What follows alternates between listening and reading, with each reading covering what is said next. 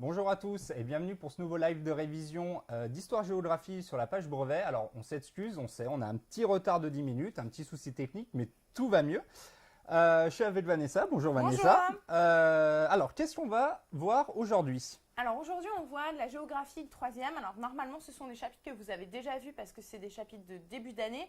On va travailler sur les aires urbaines et sur la France de faible densité. D'accord, très bien. Si vous avez des questions, si vous avez ne serait-ce et même commenter les bonnes réponses directement dans le fil YouTube et en commentaire sur Facebook, n'hésitez pas, challengez vos potes, invitez-les. Et donc on a un système donc, de 20 questions. Chaque réponse sera expliquée par Vanessa au niveau des réponses. Voilà, on nomme les bonnes réponses, le nom des bonnes réponses et des gagnants.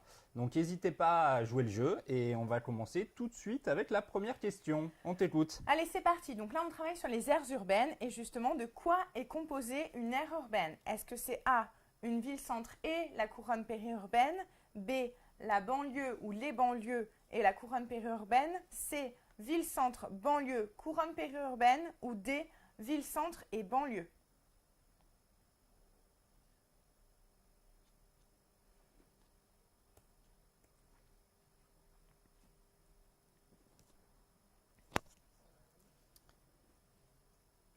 Alors n'hésitez pas à commenter sur YouTube, n'hésitez pas. Alors la bonne réponse, on t'écoute. La bonne réponse, c'est la C. C'est-à-dire donc qu'une aire urbaine, c'est composé de la ville-centre. Attention à ne pas confondre ville-centre et centre-ville, d'accord? La ville-centre, c'est bien, par exemple, pour la ville de Lyon, c'est l'intégralité de la ville. Donc ville-centre, banlieue, et puis la couronne périurbaine. On est vraiment dans une grande aire urbaine, c'est-à-dire l'association de ces trois éléments-là. Ok. Pour cette question, je n'ai pas d'autres informations Pas à d'autres dire. explications. Voilà. Alors il y a eu énormément de bonnes réponses sur YouTube, donc Top. bravo. Et alors, comme promis, la première à avoir bien répondu, c'est Niara. Donc bravo à elle. Bravo. On passe à la deuxième question, on t'écoute. Ok, alors là, on va travailler encore un autre mot de vocabulaire sur ce chapitre, c'est le pôle urbain. Alors, est-ce que le pôle urbain, c'est A, la ville-centre et la couronne périurbaine, B, la ville-centre et les banlieues, C, la ville-centre, les banlieues et la couronne périurbaine, ou D, la banlieue et la couronne périurbaine?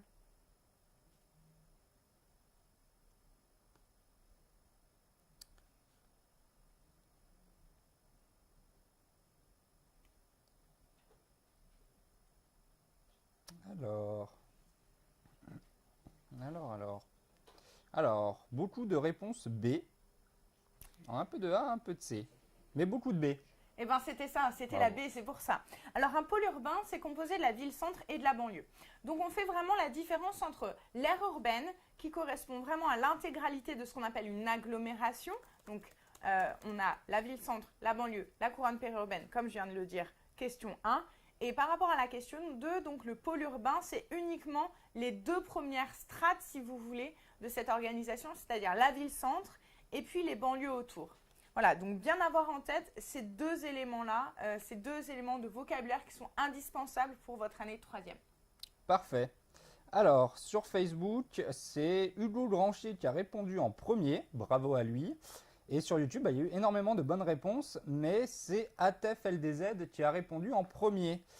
Donc on sait à présent ce qu'il y a un pôle urbain. Allez, troisième question. Allez, c'est parti. Mais avant toute chose, je tenais quand même à vous signaler que, et c'est le petit encart qui est en haut là, vous allez à un sujet zéro qui est sorti il n'y a pas très longtemps. Un sujet zéro, c'est en fait un brevet type que l'éducation nationale nous propose, à nous les professeurs, pour avoir un petit peu en tête ce qu'il y aura au brevet cette année. Pas forcément en termes de questions connaissances, mais en termes d'organisation. Comment est-ce qu'on l'organisera? Quel type d'exercice il y aura?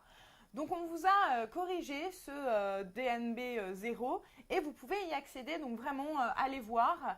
Vous aurez un certain nombre d'aides et puis bien sûr, vous verrez vraiment à quoi vous allez être mangé cette année. À quelle sauce plutôt? Allez, on y va? Allez, question Allez, 3. question 3. Quel pourcentage de la population française vit en ville? Est-ce que c'est A, 25%, B, 50%, C, 70% ou D, 85%? Alors, on a beaucoup de réponses D sur YouTube, un peu de C. 85%, 85%. Ouais, c'est le 85% qui revient le plus. Eh bien, c'est pas étonnant. Parce que c'est en effet 85% de la population française qui vit en ville. Donc, retenez bien ça. On est dans un système de pays européens, dont fait partie la France, bien entendu, où il y a une majorité de population qui vit en ville. Donc 85%, on a à peu près 4 habitants sur 5 qui vivent en ville. D'accord? Donc retenez, c'est à peu près les mêmes chiffres pour le nord de l'Amérique et pour l'Europe. D'accord. Ah oui, le nord de l'Amérique. Voilà. D'accord. Alors, sur Facebook, il s'agit de Lucie. Alors, Guélène, j'espère que je l'ai bien dit, qui a répondu en première. Bravo à toi. Et sur YouTube, notre gagnante est Niara. Bravo. On va passer à la question 4. Et n'oubliez pas, si vous avez des inquiétudes, si vous n'avez pas bien compris, si sur ce chapitre-là, vous avez encore des questions, n'hésitez pas à les poser en commentaire. Question 4. Quel est le nom de la deuxième aire urbaine française? Est-ce que c'est A, Paris, B, Lyon, C, Marseille ou D, Nice?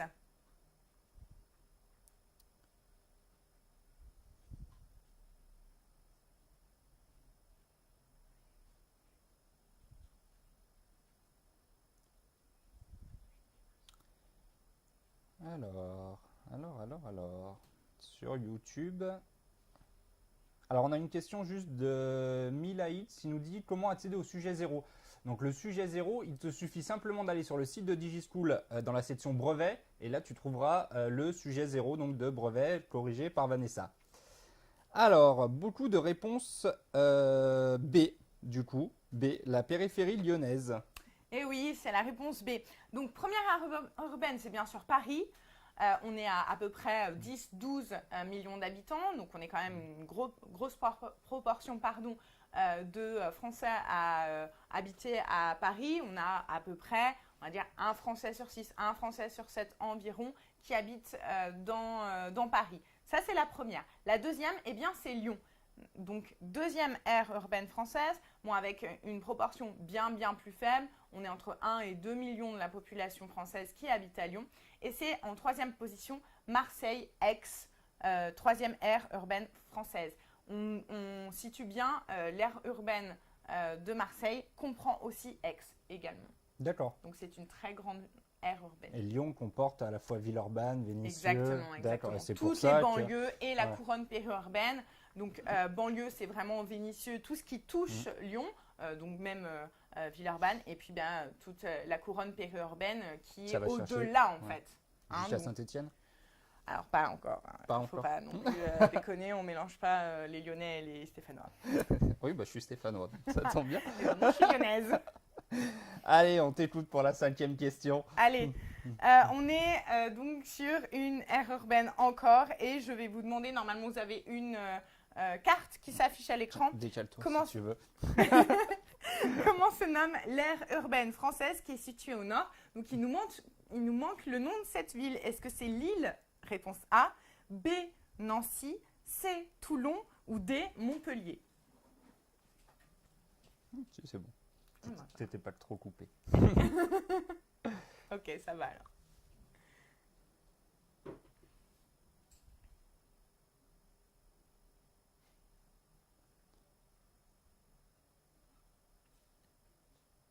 Alors, du coup, la bonne réponse. Bon, alors prévoyez bien, hein, parce que si vous espérez aller à Toulon, dans le nord de la France, c'est pas trop ça. Hein. On est sur la réponse A, Lille, d'accord? Donc Lille, c'est une grande aire urbaine. Je vous rappelle que pour le brevet, vous avez des repères à bien avoir en tête, que ce soit des repères chronologiques ou des repères spatiaux. Parmi eux, vous avez ce repère qui est de savoir localiser 10 des plus grandes aires urbaines françaises. Donc, vous avez la carte qui vous permet d'avoir en tête ces aires urbaines. Et voilà, faites bien attention. Alors, ce n'est pas juste pour le brevet, parce que si vous prévoyez des vacances, c'est sympa aussi de voir un petit peu près où vous allez aller et quels vêtements il faut prendre. Parce que pour aller à Lille, en général, il faut quand même un petit peu plus couvrir que pour aller à Marseille ou Toulon. Exactement. Et on salue tous les ch'tis qui nous regardent. Alors, une question de Sarah El Jadiani qui te demande rapidement une définition de savoir ce qu'est le bidonville. Ok, un bidonville, c'est un espace qui est créé à partir de matériaux de récupération.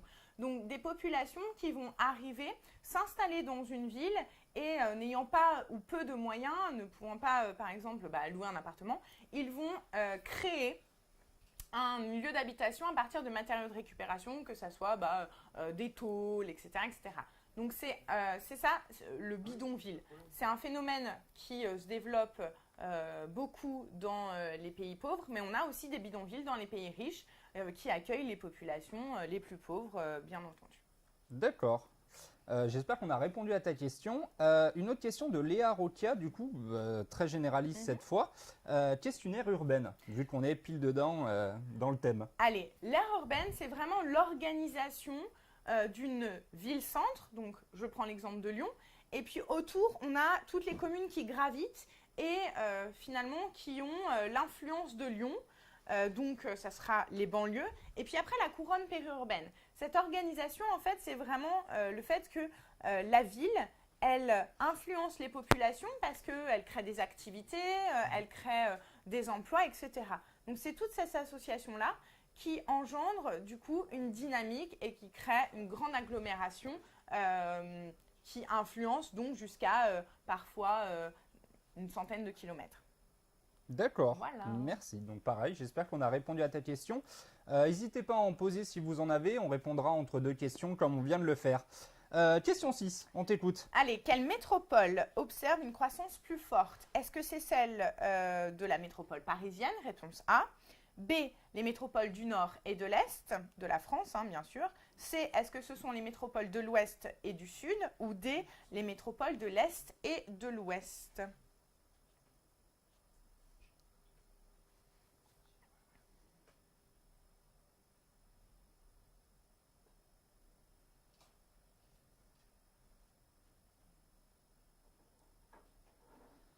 Alors, pas mal de personnes nous disent la métropole parisienne.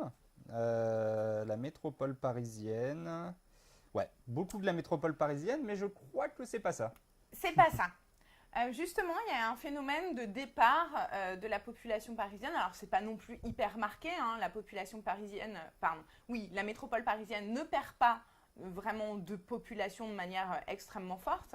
Néanmoins, elle est marquée par un départ, principalement des populations qui commencent à avoir, on va dire, la trentaine, qui veulent une vie plus agréable, etc. Et souvent, ces populations vont se diriger vers les villes de l'Ouest et du Sud. C'était la réponse C. Pour quelle raison? Parce qu'elles sont jugées avoir une meilleure qualité de vie. Exactement. Le Sud, on le comprend par le climat et le littoral. Et puis l'Ouest, pareil. Il y a l'attrait de ce littoral qui attire les populations. Et puis aussi avec le phénomène qu'on a appelé décentralisation, on a donc une décentralisation d'abord de tout ce qui est pouvoir public. On a accordé un petit peu plus de pouvoir aux régions. Et puis, on a aussi des activités qui se sont extériorisées de la banlieue parisienne ou de la métropole parisienne. D'où la montée en puissance de Bordeaux. Par exemple, et d'autres grandes villes. Bien entendu, c'est exactement Alors, ça. c'était une question un peu particulière, un peu difficile. Alors, on a une question. Je crois qu'il faut que tu rassures. Donc, Stella du PSG. Enfin, Stella PSG. Attention, parce que... Est-ce qu'au brevet, il y aura des définitions? Alors, Stella, il y aura peut-être des définitions. C'est-à-dire qu'on peut vous demander, à partir d'un document ou vraiment une question... très simple dans la section repères, on peut vous poser la question est-ce que vous pouvez définir, etc. ou qu'est-ce qu'une aire urbaine ou qu'est-ce que la métropolisation, etc. On peut vous le demander. Donc, il peut y avoir des définitions, en effet. Donc, apprenez vraiment vos mots de vocabulaire et puis vos définitions. Et puis, on ne vous bassine pas seulement parce qu'il faut connaître des définitions par cœur. C'est aussi parce qu'il faut que vous sachiez utiliser des mots-clés, des mots importants. Donc, lorsque vous faites par exemple un développement construit, ne faites pas des définitions de mots importants à chaque fois, mais utilisez-les, ces mots importants, correctement. Voilà, il y a en fait 2 raisons de bien apprendre ces définitions. D'une part, parce qu'on peut vous en poser, on peut poser des questions sur les définitions, alors il y en aura une, il y en aura 2, mais il peut aussi y avoir tout simplement des exercices qui vont vous obliger à utiliser un vocabulaire précis. Voilà, voilà. Parfait, merci à toi. On passe à la question 7. Allez, c'est parti. Comment s'appelle l'étalement des villes sur les campagnes? Est-ce que c'est A, la mobilité, B, l'étalement rural, C, la périurbanisation ou D, la déprise?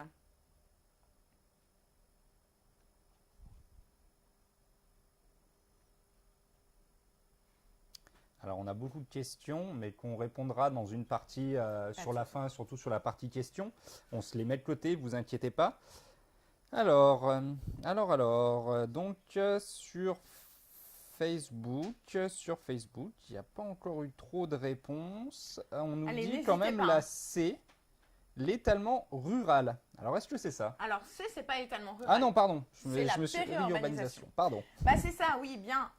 En effet, l'étalement des villes sur les campagnes, c'est la périurbanisation. On a vraiment ce phénomène qui se développe de plus en plus, puisque les villes progressivement s'étendent. Elles s'étendent parce qu'il y a de nouvelles constructions, notamment dans la couronne périurbaine, et puis parce qu'il y a un étalement aussi des activités, avec la création ne serait-ce que des zones commerciales ou autres dans les espaces qui sont extérieurs à la ville-centre. Alors c'est une notion que vous avez dû forcément retenir, parce qu'il y a eu quasiment que des bonnes réponses sur YouTube. C'est top. Donc bravo. Allez, on enchaîne. Question 8. Allez, question 8. Comment s'appellent les déplacements quotidiens entre le lieu de résidence et le lieu de travail? Est-ce que c'est A, les mobilités du travail, B, les migrations pendulaires, C, les migrations quotidiennes ou D, l'émigration?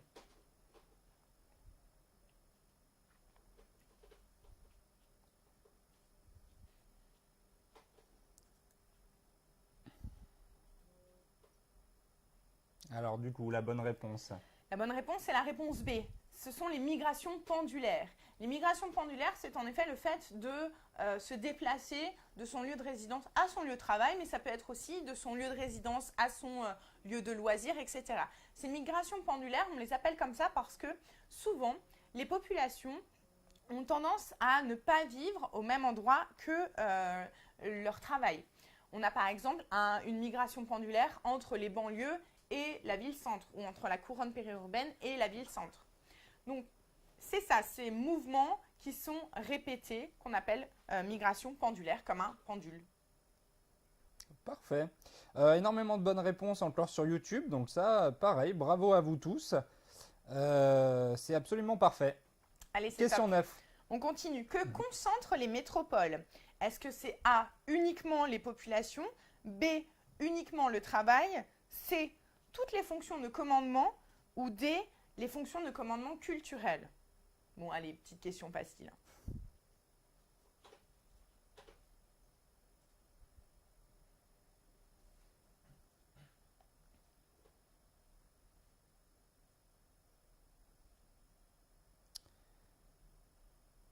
C'est des questions d'enfants. Ben, oui, si on veut.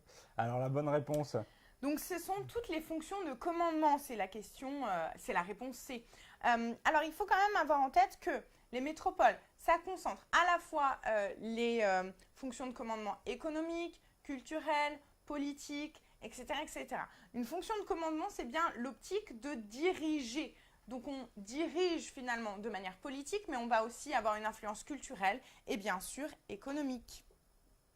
Alors sur Facebook, on nous dit que ils avaient déjà passé la question et bah, ça a été plus facile pour vous.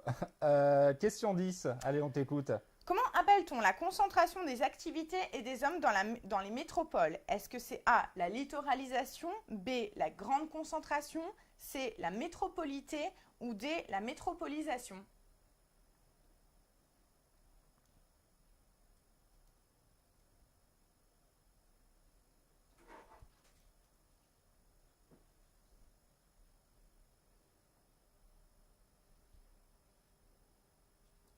Alors, sur Facebook, on a une réponse de Leslie et de Camille qui nous disent la D, ainsi que Hugo. Eh bien, c'est ça, c'est la métropolisation. Alors, métropolisation, c'est vraiment la concentration des hommes et des activités dans les métropoles. Si on a littoralisation, c'est qu'on a la concentration des hommes et des activités, mais cette fois-ci dans les littoraux. L'objectif ici, c'était de bien vous rappeler les définitions de ces termes. On avait Stella, je crois, qui nous posait la question sur les définitions. Oui, tout à fait. C'est là où moi, j'ai voulu insister sur vraiment reprendre ces notions clés. Donc là, vous voyez, vous avez parfaitement bien répondu à des questions qui étaient des questions de définition. Donc Stella, rassure-toi. Parfait. Écoute, énormément encore une fois, de bonnes réponses sur YouTube. Et je passe sur Facebook et D bien sûr, D. Donc pareil, vous l'avez bien acquis. Bravo à tous. Allez, question 11. Donc là, on commence tout ce qui est espace de faible densité. Donc, définition, quand est-ce qu'un espace présente-t-il une faible densité? Est-ce que, réponse A, il a une densité inférieure à 30 habitants par kilomètre carré? Réponse B, il n'a qu'une seule grande ville. Réponse C, quand il a plus de vaches que d'habitants. Et réponse D, quand il a une densité inférieure à 20 habitants par kilomètre carré.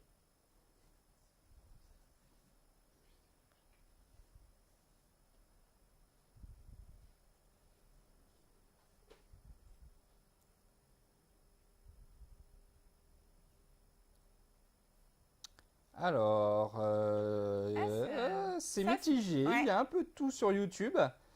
Mais je dirais la D ou la A revient le plus. Alors, éclaire-nous. Alors, la D et la A, on était en effet dans ce qui ressemble le plus à une définition. La bonne réponse était la réponse A. Un espace est jugé de faible densité quand il a une densité inférieure à 30 habitants par kilomètre carré. Donc, ça veut dire que tous les espaces inférieurs à 20 habitants par kilomètre carré sont d'office des espaces de faible densité. Mais vraiment, la limite, c'est 30 habitants par kilomètre carré. Alors, vu qu'on en est du coup dans le thème des habitants au kilomètre carré, on a une question qui nous demande si tu peux nous parler rapidement de la diagonale du vide. Après. Allez, après, plus tard, promis. Pas de spoiler. On y revient. Allez, question 12, on t'écoute. Quelle est la densité moyenne en France? Comme ça, on fait un petit comparatif. A, 56 habitants par kilomètre carré. B, 100 habitants par kilomètre carré, c'est en moyenne. C, 122 habitants par kilomètre carré. Ou D, 156 habitants par kilomètre carré.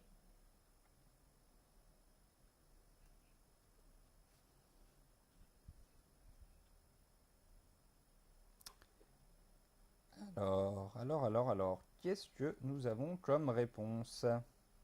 Alors, on a beaucoup de questions. On y reviendra après. On y reviendra, vous inquiétez pas. On a le temps d'y répondre après. Oui, tout à fait. Alors, nous avons du B et du C. Alors, la bonne réponse, c'est C, 122 habitants par kilomètre carré. Je vous rappelle que la densité, c'est le nombre d'habitants au kilomètre carré. Et en effet, en France, on est dans une densité qui est globalement de 122 habitants par kilomètre carré. Juste une petite anecdote, la Chine, qui a quand même un espace extrêmement plus grand que nous, possède une densité moyenne à peu près plus élevée que la nôtre. Oh. Voilà, Ah oui. à titre indicatif. D'accord. Alors, une question, je ne sais pas si tu vas pouvoir y répondre. Moi, pas du tout. À partir de combien d'habitants on considère que c'est une ville? Ok, alors, on est dans une stratégie de nombre d'habitants. Donc, environ une ville, on va dire environ 10 000 habitants. Voilà. 10 000 habitants, d'accord. Environ. Ok. Question 13, on t'écoute. Donc, combien de Français habitent dans un espace de faible densité? Est-ce que c'est A, 2 millions, B, 4 millions, C, 8 millions ou D, 16 millions? Et on rappelle pour ceux qui n'étaient pas là à la question 3, on a un sujet 0 qui est tombé il y a quelques jours. C'est un sujet type que nous fournit l'Éducation nationale pour nous faire une idée sur comment s'organisera le DNB des prochaines années. Et on vous invite à aller regarder le sujet et la correction. Alors on sait que c'est un peu particulier ce nouveau système de brevet. Paniquez pas. Vraiment, on va faire des lives toutes les semaines et régulièrement. N'hésitez pas à aller sur le site de DigiSchool. pour aller chercher toutes les informations. Mais ne vous inquiétez pas, ce n'est pas pour autant qu'il sera forcément plus dur, moins dur. Ne vous inquiétez pas, il est juste un tout petit peu différent. Alors, au niveau des réponses, on a beaucoup de réponses B. B. Alors, est-ce que c'était la bonne réponse? Bah, on est sur la réponse. Alors là, on a un petit micmac qui doit s'afficher pas comme il faut. Hein. C'est bien la réponse B, 4 millions. C'est pas la réponse C, 4 millions. De toute façon, la réponse C, c'était 8 millions. Donc, on est bien sur 4 millions d'habitants dans les espaces de faible densité. Il faut quand même avoir en tête que ces espaces de faible densité, c'est environ moins de la moitié de la France, mais au moins plus d'un tiers de la France qui est un espace de faible densité. Rappelez-vous que la France, c'est plus de 65 millions d'habitants. Donc, on a vraiment une population qui est concentrée à des endroits précis sur le territoire. Et donc, dans des espaces de faible densité, on a très peu de personnes. Alors, désolé pour la petite erreur, mais il s'agissait donc bien de la réponse B. Bravo donc à Camille, Emeline et Leslie sur Facebook qui ont bien répondu. Question 14, on t'écoute. Allez, comment est surnommée la région française qui possède une faible densité, justement? Est-ce que c'est A, la région peu peuplée, B, la région du vide, C, la diagonale du vide ou D, la diagonale peu densément peuplée?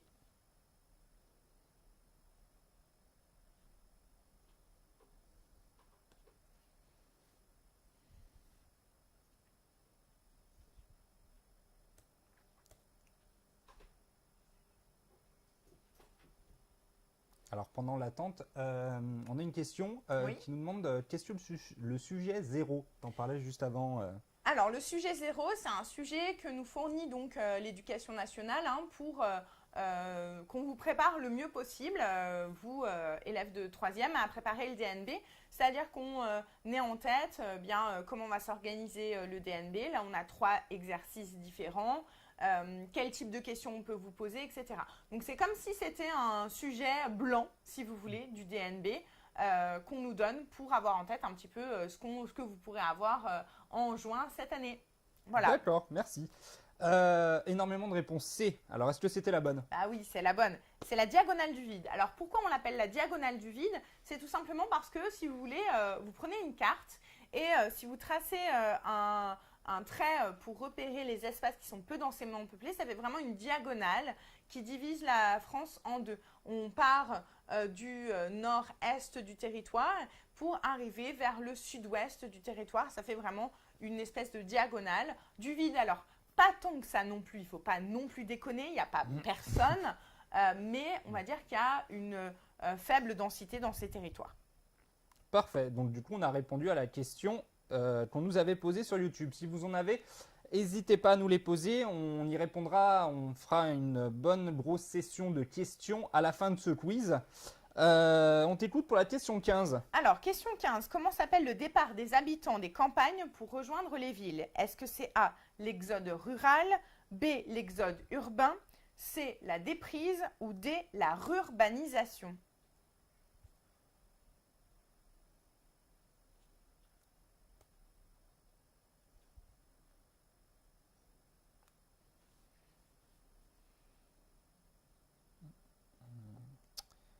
Alors, N'hésitez pas à commenter votre bonne réponse. on nous dit surtout la réponse A, l'exode rural. Bah oui, c'est ça. Le fait de quitter les campagnes pour les villes, c'est ce qu'on appelle donc l'exode rural. Ce phénomène, il existe encore en France. Néanmoins, on va dire qu'on a eu un fort exode rural au moment de la grande urbanisation de la France. Donc, on peut dire que la France a été massivement urbanisée ou a commencé à vraiment être marquée par l'influence des villes à partir de la moitié du XXe siècle environ.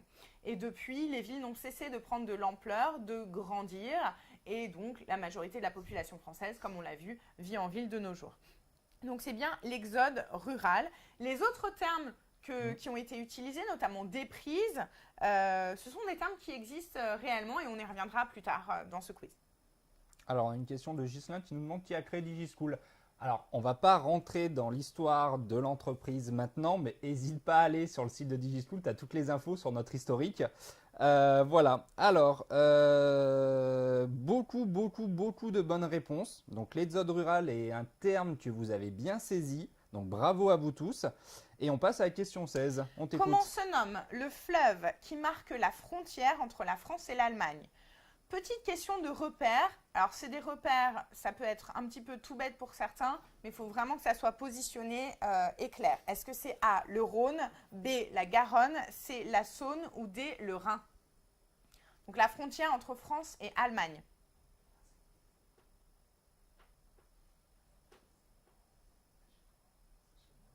Alors, une question quand même plus facile pour ceux qui habitent en Alsace, j'imagine, que pour ceux qui habitent dans les Pyrénées. Beaucoup. Enfin, sur Facebook, on n'a que des bonnes réponses pour le moment. Et du coup, la bonne réponse était C'était la réponse le Rhin, donc réponse D. Vous avez normalement une carte qui va s'afficher quelque part par là, qui vous resitue en fait les différents fleuves français que vous devez impérativement connaître. Vous devez aussi savoir bien les orthographier, donc faites attention notamment pour la Garonne, la manière dont vous l'orthographiez compte énormément. 2 N. Voilà. Et pensez aussi à la façon dont vous allez les orthographier. Quand vous demande de positionner un fleuve sur une carte, il faut que ça soit écrit en bleu, en minuscule, et il faut suivre le cours du fleuve. Donc on est d'accord qu'en France, en fleuve, on a la Garonne, la Loire, la Saône, le Rhône et le Rhin. Alors, on a plus de fleuves que cela, mais on va dire que ce sont les 5 majeurs, les 5 principaux, parce qu'à partir du moment où un cours d'eau se jette dans la mer, c'est un fleuve. Mais du coup, ici, on a les 5 principaux fleuves à bien retenir. D'accord. Merci à toi. Question 16. Question 16. Question 17. Question 17, pardon. Alors, je suis plus dedans. C'est pas grave. Comment s'appelle le grand bassin situé dans le sud-ouest de la France? Est-ce que c'est A, le bassin parisien, B, le bassin aquitain, C, le bassin toulousain ou D, le bassin de la Causse?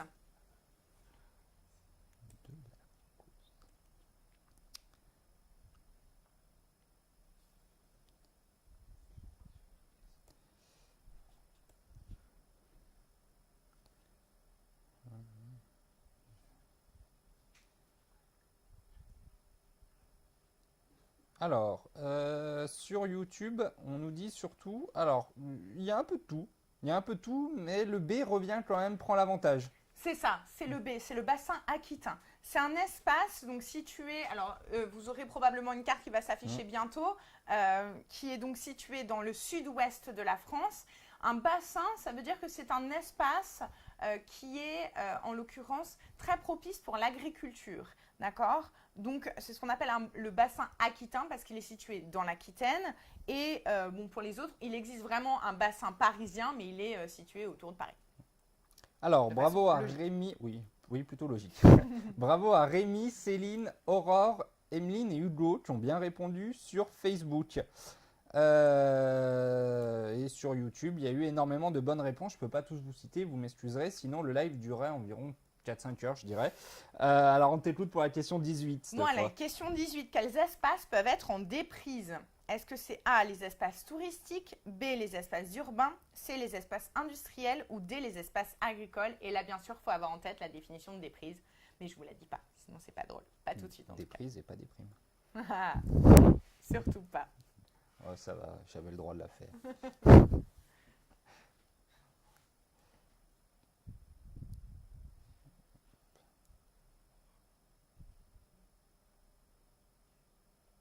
Allez, on t'écoute pour la bonne réponse. Donc, ce sont les espaces agricoles, c'était la réponse D. La déprise, c'est le phénomène de départ des populations agricoles, donc des agriculteurs, de leurs champs, de leurs espaces qu'ils cultivent pour, du coup, partir notamment en ville. Donc, c'est vraiment le phénomène d'abandon de l'agriculture, si vous voulez. Donc, c'est les espaces agricoles, en l'occurrence. D'accord, donc réponse D. Beaucoup de bonnes réponses sur YouTube. YouTube, pareil, c'est une notion que vous avez assimilée. Bravo. Question 19, avant-dernière.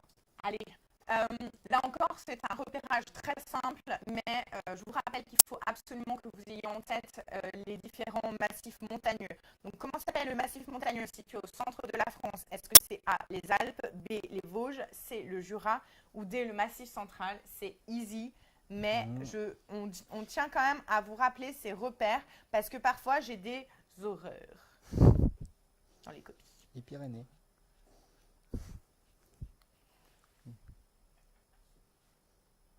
Ah non, il n'y avait pas.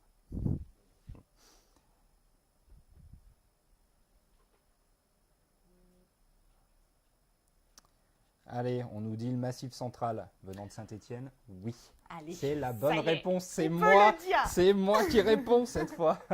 Oui, c'est bien sûr le massif central. Et là s'affiche de nouveau la carte qui vous situe donc les reliefs et les bassins à bien avoir en tête de manière à ce que vous puissiez répondre à ces questions de repérage qui certes peuvent vous sembler faciles, mais il est indispensable de bien les avoir en tête.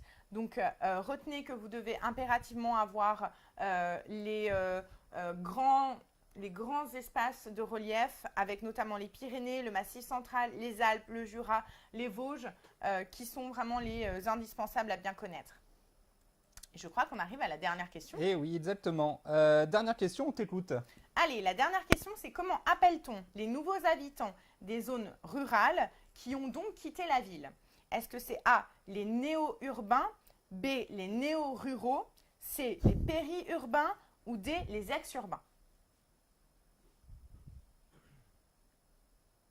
Alors on a Ghislain qui nous dit que Saint-Étienne, c'est pas la joie niveau football cette année. En effet, on va pas parler foot, on va pas parler de choses qui fâchent. Surtout, on va se fâcher, nous deux. Ouais. Non, on va rester dans le brevet et la bonne géographie française. Alors, on nous dit réponse C. Réponse C. Alors, la bonne réponse. Bah non, c'est la réponse B, ce sont les néo-ruraux. En fait, le phénomène, on a oui la périurbanisation et ce phénomène, on dit les périurbains, les populations qui habitent dans la périurbanisation. Mais là, la notion, c'est quelque chose d'un petit peu différent. C'est vraiment les populations des villes qui ont décidé de quitter ces espaces, les villes, et qui sont installées vraiment dans les campagnes, dans les zones rurales. Donc, ce n'est pas la périurbanisation, là. On est vraiment dans les zones rurales. Donc, c'est B, les néo-ruraux. Donc, ce sont les nouveaux arrivés, les nouveaux arrivants dans les zones rurales. Très bien. On arrive à la fin de ce quiz de questions de quiz. On va passer donc maintenant à faire une bonne session de vos questions. Donc, n'hésitez pas, si vous en avez des nouvelles auxquelles on n'a pas encore répondu, à nous les poser en commentaire. Alors, première question. C'est quoi une commune suburbaine? Ok, commune suburbaine, next question. Trop compliqué Ne vous prenez pas la tête là-dessus, ok? Pensez bien au fait qu'on est sur le principe d'une aire urbaine, ville-centre avec banlieue et couronne périurbaine. Toutes ces notions de suburbain, ça reste un petit peu compliqué. Pensez au terme sub, c'est sous, d'accord? D'accord. Voilà. Ok. Mais je ne vais pas aller trop dans le détail. Alors, est-ce que tu peux nous dire combien il y a d'aires urbaines en France? Alors, en fait, le principe, c'est pas qu'il y a un certain nombre d'aires urbaines, c'est qu'il y en a beaucoup des aires urbaines parce que c'est le fait qu'on associe une ville-centre à la banlieue et à la couronne périurbaine. Et à partir du moment où on a ce dynamisme-là, eh bien, des aires urbaines, on en a beaucoup. On en a plusieurs dizaines. Donc, auquel cas, gardez bien en tête que à chaque grande ville, il y a un principe d'aire urbaine, si vous voulez. D'accord. Alors, est-ce que tu peux nous parler de l'importance des mobilités dans le développement des aires urbaines? Oui, je peux. Ah, alors, parfait.